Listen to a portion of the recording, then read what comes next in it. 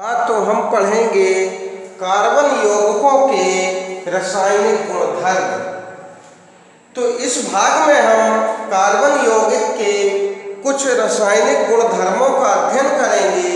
चूंकि हमारे द्वारा उपयोग में लाए जाने वाले अधिकांश ईंधन कार्बन अथवा उसके यौगिक होते हैं, अतः सर्वप्रथम हम दहन के विषय में पढ़ेंगे।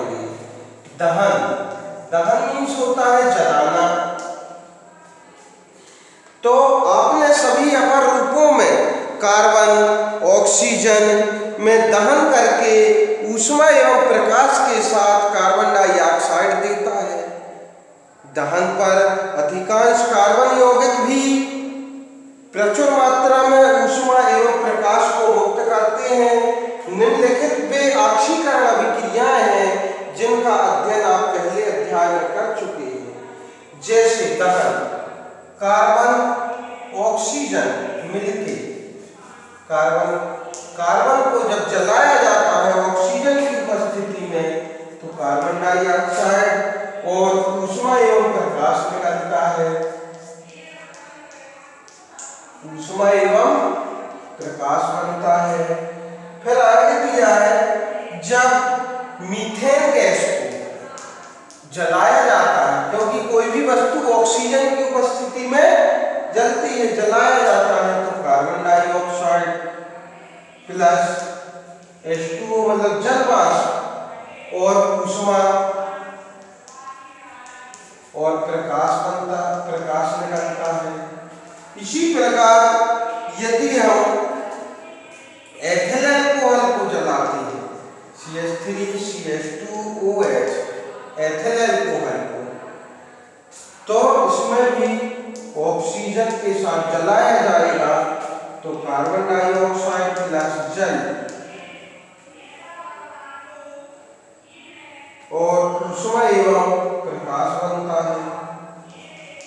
तो ऊष्मा एवं प्रकाश निकलता है।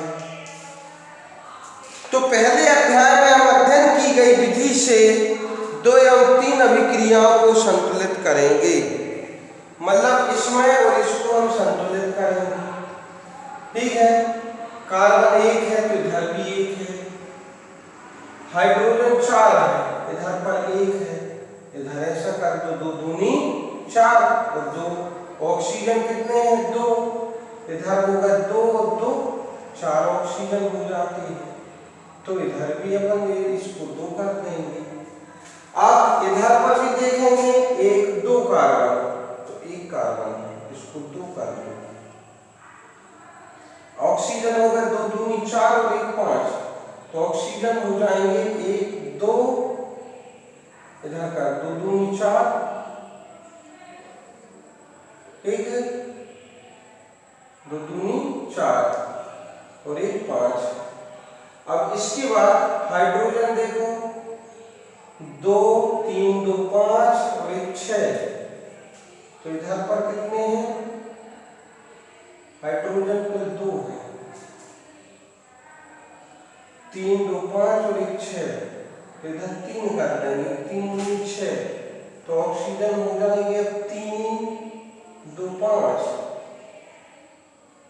2 दूनी 4 3 7, ऑक्सीजन हो गए 7, और इधर पर है ऑक्सीजन कुल 2 3 2 और 1 3।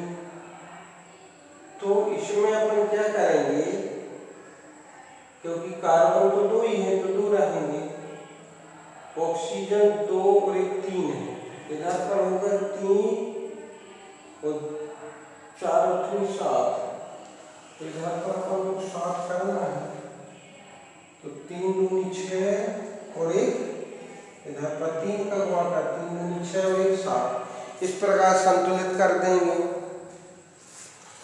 फिर संतृप्त हाइड्रोकार्बन से समानतः स्वच्छ ज्वाला निकलेगी, जबकि असंतृप्त कार्बन यौगिक से अत्यधिक काले धुएं वाली पीली ज्वाला निकलेगी। यदि हम संतृप्त हाइड्रोकार्बन को जलाते हैं तो स्वच्छ ज्वाला निकलती है, और यदि असंतृप्त हाइड्रोकार्बन वालों को जलाएंगे तो धुएं के साथ पीली ज्वाला के साथ जलेगा। इसके परिणाम स्वरूप क्रियाकलाप 4.3 में धातु की तस्तरी पर का जलीय निक्षेपण होगा, लेकिन वायु की आपूर्ति को सीमित कर देने से अपूर्ण दहन होने पर संतृप्त हाइड्रोकार्बन से भी कजली ज्वाला निकलेगी। घरों में उपयोग में लाई जाने वाली गैस केरोसिन के स्टोव में वायु के लिए छिद्र होते हैं, जिससे पर्याप्त मात्रा में ऑक्सीजन समृद्ध मिश्रण जलकर स्वच्छ नीली ज्वाला देता है। मतलब घरों में जो स्टोव जलाए जाते हैं केरोसिन मतलब मिट्टी तेल वाले, तो उसमें भी छोटे छोटे छिद्र होते हैं जिसमें उसमें पर्याप्त मात्रा में ऑक्सीजन मिल सके, जिसमें वो नीली ज्वाला के साथ जल सकता है। यदि कभी बर्तनों के तले काले होते हुए दिखाई दे तो इसका अर्थ होगा कि वायु छिद्र अवरुद्ध है तथा ईंधन व्यर्थ हो रहा है। कोयला तथा पेट्रोलियम जैसे ईंधनों में कुछ मात्रा में नाइट्रोजन तथा सल्फर होती है। इसके दहन के फलस्वरूप सल्फर तथा नाइट्रोजन के ऑक्साइड का निर्माण होता है, जो पर्यावरण के प्रमुख घटक हैं। फिर आता है ऑक्सीकरण। अब इसके लिए ऑक्सीकरण देखेंगे हम। तो जो ऑक्सीकरण होता है, तो ऑक्सीकरण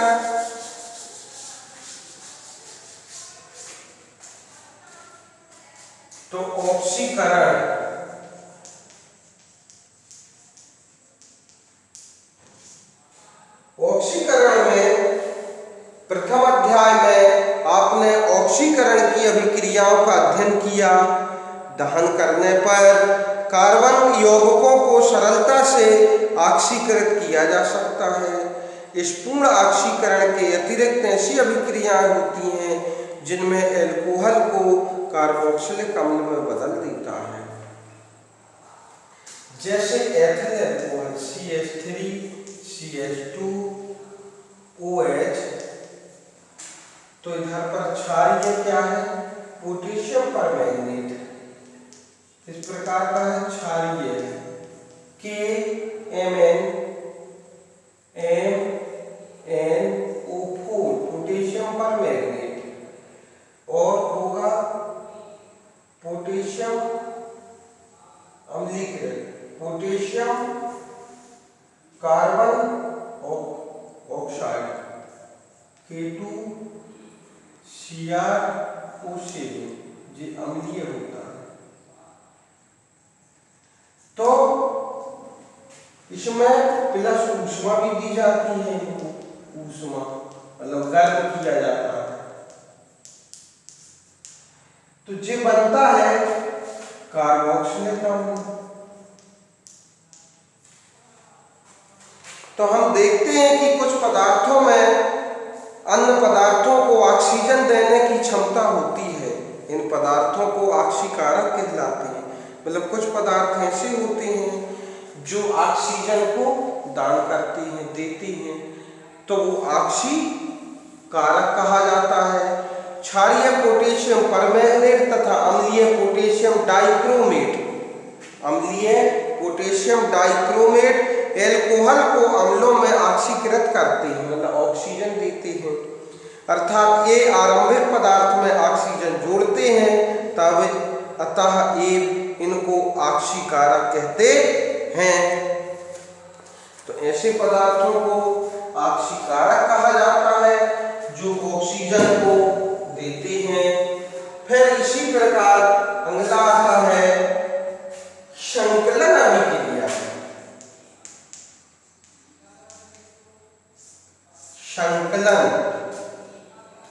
तो पैलेडियम अथवा निकेल जैसे उत्प्रेरकों की उपस्थिति में असंतृप्त हाइड्रोकार्बन हाइड्रोजन जुड़कर संतृप्त हाइड्रोकार्बन देते हैं। उत्प्रेरक वे पदार्थ होते हैं जिनके कारण अभिक्रिया भिन्न दर से आगे बढ़ती है, जो अभिक्रियाओं को प्रभावित नहीं करते, मतलब अभिकारक को कहलाते हैं, जो अभिक्रिया में स्वयं भाग नहीं लेते लेकिन अभिक्रिया की दर को बढ़ा देते हैं। निकेल उत्प्रेरक का उपयोग कर हाइड्रोजनीकरण में इस अभिक्रिया का उपयोग होता है। वनस्पति तेलों में साधारण लंबी असंतृप्त कार्बन श्रृंखलाएं होती हैं, जबकि जंतु में वसा कार्बन श्रृंखलाएं होती हैं। जैसे कार्बन डबल बंध कार्बन, अब इसमें R मतलब होता है एल्किल समूह, इधर पर एल्किल समूह जुड़ सकता है। अब इसको यदि निकेल एक उत्प्रेरक की उपस्थिति में इधर पर बनाया जाता है सिंगल बंध से।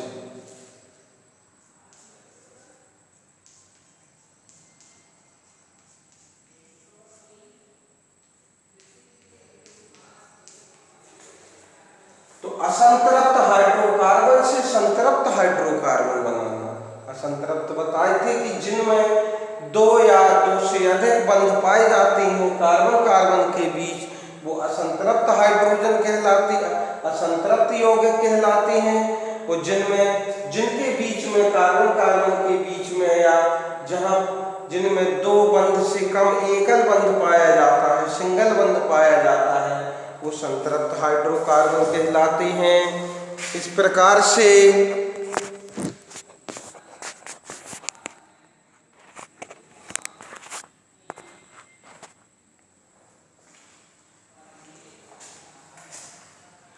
फिर देखते हैं प्रतिस्थापन अभिक्रिया। आपने देखा होगा कि कुछ विज्ञापनों में कहा जाता है कि वनस्पति तेल स्वास्थ्यवर्धक होते हैं। साधारण जंतु वसा में संतृप्त वसा अम्ल होते हैं, जो स्वास्थ्य के लिए हानिकारक माने जाते हैं। स्वस्थ भोजन पकाने के लिए असंतृप्त वसा अम्लों वाले तेलों का उपयोग करना चाहिए। प्रतिस्थापन अभिक्रिया। संतृप्त हाइड्रोकार्बन अत्यधिक अनअभिकृत होते हैं तथा अधिकांश अभिक्रियाओं की उपस्थिति में अक्रिय होते हैं। हालांकि सूर्य के प्रकाश की उपस्थिति में अति तीव्र अभिक्रिया में क्लोरीन हाइड्रोकार्बन में संकलन होता है। क्लोरीन एक एक करके हाइड्रोजन के परमाणु का प्रतिस्थापन करती हैं। इसको प्रतिस्थापन अभिक्रिया कहते हैं, क्योंकि एक प्रकार का परमाणु अथवा परमाणुओं के समूह दूसरे स्थान ले लेते हैं, मतलब अदला बदली हो जाती है। जैसे हम देख रहे हैं कि मीथेन प्लस क्लोरीन को सूर्य के प्रकाश में, सूर्य का प्रकाश, तो मीथेन और क्लोरीन जब मिलेंगे सूर्य के प्रकाश में, तो इधर पर एक हाइड्रोजन यहाँ निकल जाएगा, तो इधर बचेगा CH3 और जुड़ जाएगा Cl, क्लोरीन जुड़ जाएगा, प्लस हाइड्रोजन HCl बन जाएगा। मतलब जो एक या एक परमाणु को अलग करके स्वयं जुड़ जाता है, प्रतिस्थापित हो जाता है, उसको अलग करके उसकी जगह स्वयं ले लेता है। तो इस प्रकार के गुणधर्मों को, ऐसी अभिक्रिया को प्रतिस्थापन अभिक्रिया कहते हैं।